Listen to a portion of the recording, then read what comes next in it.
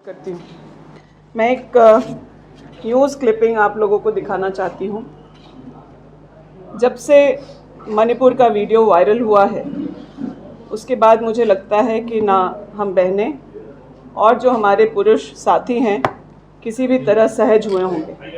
उसी बीच जिस महिला को परेड कराया गया था उनके सैनिक पति का एक बयान आया है जो हम लोगों को हिला करके रख देता है। कारगिल के फ्रंट पे जिसने देश को बचाने का काम किया, आज भारी मन से इस बात को कह रहा है कि मैं अपनी पत्नी को नहीं बचा पाया। वीडियो वायरल हुआ, उसके बाद पूरे देश में कैसी स्थिति है और कैसा महसूस हम सब कर रहे हैं वो तो सामने है, लेकिन एक सैनिक कितना असहाय महसूस कर रहा है अपनी पत्नी को लेकर के वो आप लोगों के बीच है। करीब 80 दिनों से मणिपुर जल रहा है, गृह युद्ध की स्थिति है, लेकिन वहाँ 3 दिन अमित शाह जी होकर के आए।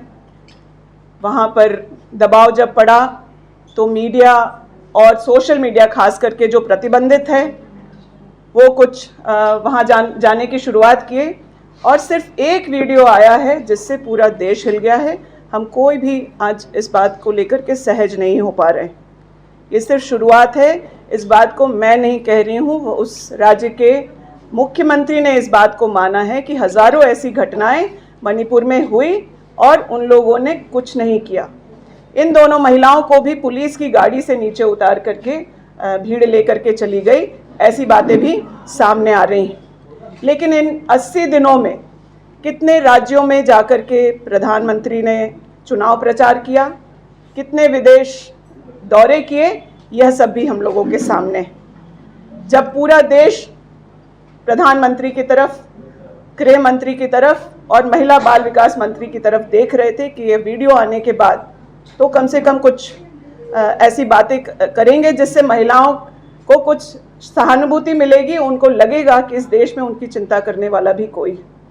लेकिन जो बयान आया वह यह बयान आया, सदन की सीढ़ियों से बाहर आया और वह भी बयान इसलिए आया क्योंकि स्वतः संज्ञान लेकर जस्टिस चंद्रचूड़ ने अपनी बातों को रखा कि अगर सरकारें काम नहीं करेंगी, अपना राजधर्म नहीं निभाएंगी तो वह बाध्य होंगे इस पर कार्रवाई करने के लिए।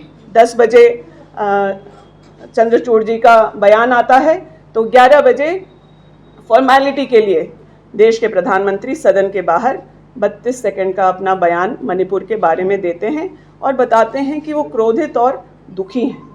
में जो सरकार बैठी है वो महिलाओं की, दलित की, युवाओं की, किसानों की, खिलाड़ियों की, किसी की भी हितैषी नहीं है।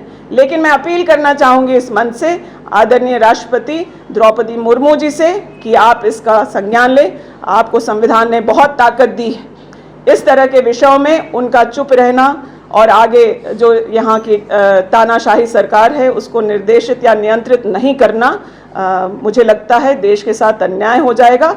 बहुत उम्मीद से खास करके झारखंड की जो महिलाएं हैं, आदिवासी महिलाएं हैं, वो द्रौपदी मुर्मू जी की तरफ देख रही हैं। मेरा उनसे हाथ जोड़ करके करबद्ध निवेदन होगा कि आप इसका संज्ञान लें और अपने जो ताकत है, जो संवैधानिक ताकत है, उससे मणिपुर को जलने से बचाएं। आज यह आग मणिपुर में है, जल्द ही ना कंट्रोल किया गया तो पूर्वोत्तर राज्यों में फैलेगा और धीरे धीरे पूरा देश इस चपेट में आएगा। इस पर जल्द लगाम लगना चाहिए और इसमें मीडिया के साथियों की भी जिम्मेदारी तय होनी चाहिए। मुख्यमंत्री जी ने खुद चिट्ठी लिख करके द्रौपदी मुर्मू जी को कहने की बात कही है। कांग्रेस लगातार सड़कों पर है, हर जिले में, ब्लॉक कार्यालयों में, सभी जगह इस बात को लेकर के पुतला दहन और विरोध प्रदर्शन चल रहा है। राज्य के तमाम आदिवासी संगठन उद्वेलित हैं और लगातार मानव श्रृंखला बनाने की बात हो। हम लोग यहाँ गठबंधन में सब लोग अपनी अपनी जिम्मेदारी पूरी कर रहे हैं और जब सदन होगा उसकी भी रणनीति बन रही है। इस बात को मणिपुर के लोग की बहनों को किस तरीके से न्याय मिले, इस बात पर भी हम लोग चर्चा करके सदन में अपनी बातों को ज़रूर रखेंगे। CRB के आंकड़े आपने ज़रूर बात की, मैं आपसे निवेदन करूंगी कि आप जाकर के अपने आंकड़ों को दोबारा चेक करें कि किन राज्यों का नाम है। लेकिन राजस्थान में भी अगर कोई अत्याचार महिलाओं के साथ हुआ। पिछले दिनों एक दलित बच्ची का रेप हुआ है, उसमें 3 एबीवीपी के कार्यकर्ताओं को गिरफ्तार करके तुरंत उस पर कार्रवाई की गई है। यह भी राजस्थान की हकीकत है।